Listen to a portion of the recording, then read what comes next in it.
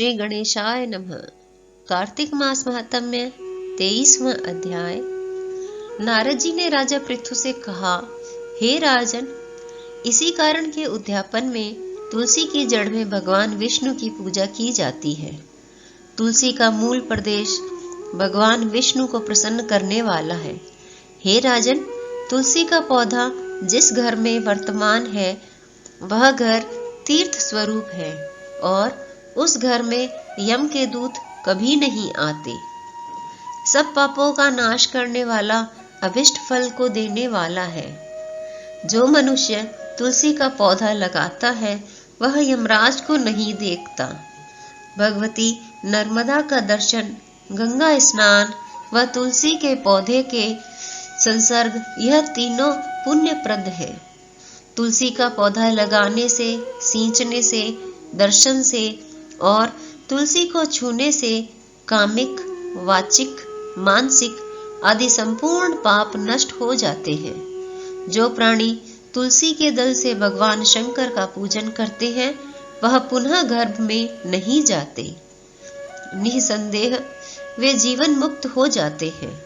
तुलसी के दल में पुष्कर आदि समस्त तीर्थ, गंगा आदि संपूर्ण नदियां और विष्णु प्रभृति सब देवता निवास करते हैं। तुलसी के साथ यानी तुलसी के पास जो अपना प्राण विसर्जन करता है वह चाहे कितना बड़ा पापी क्यों न हो, उसको यमराज नहीं देख सकते। हे राजन, जो लोग तुलसी के काष्ठ का चंदन लगाते हैं वह सहज ही मोक्ष को प्राप्त हो जाते हैं। उनके द्वारा किए गए पाप भी उनके शरीर को स्पर्श नहीं कर पाते। हे राजन, जहाँ तुलसी के वन की छाया हो वहां पर पितरों के निमित्त दिया हुआ दान सर्वदा के लिए अक्षय होता है। हे राजन, आंवले के वृक्ष की छाया में जो प्राणी पिंड दान करते हैं उनके पितर यदि नरक की यातना भी भोग रहे हो तो भी मुक्त हो जाते हैं। सिर, हाथ, मुंह और देह में जो आंवले को धारण करते हैं उनका विष्णु रूप जानना चाहिए। आंवले के फल और तुलसी के दलों को पानी में मिलाकर जो प्राणी स्नान करते हैं उनको गंगा स्नान का फल मिलता है।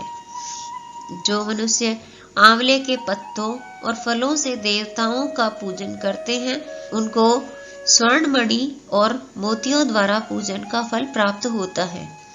कार्तिक मास में सब तीर्थ, ऋषि, देवता और सब यज्ञ जब सूर्य तुला राशि में होता है आंवले के वृक्ष में वास करते हैं। जो मनुष्य द्वादशी तिथि को तुलसी का दल और कार्तिक में आंवले का पत्ता तोड़ता है वह रौरव नरक में वास करता है।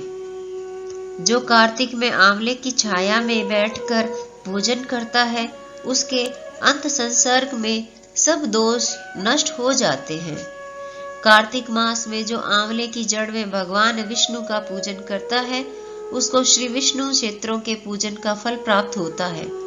आंवले तथा तुलसी की महत्ता का वर्णन करने में श्री ब्रह्मा जी भी असमर्थ हैं। इसीलिए धात्री और तुलसी की जन्म कथा सुनने से मनुष्य अपने वंश सहित मुक्ति प्राप्त करता है।